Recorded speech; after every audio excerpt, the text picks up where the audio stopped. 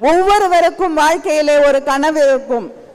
எனக்கு இருக்கக்கூடிய ஒரே கனவு, அது தலைவர் கலைஞர் அவர்கள் பெற்ற அதே விருதை, பெரியார் விருதை இன்று பெற்றிருக்கிறேன். அதை நிறைவேற்றி தந்திருக்கக்கூடிய என்னுடைய முதலமைச்சர், கழகத்தின் தலைவர் அண்ணன் தளபதி அவர்களுக்கு என்னுடைய நன்றியை தெரிவித்துக் கொள்கிறேன். கொட்டக்கூடிய மழையிலும் இங்கே நின்று கொண்டிருக்கக்கூடிய உடன்பிறப்புகளை பார்க்கும் பொழுது இந்த படை போதுமா?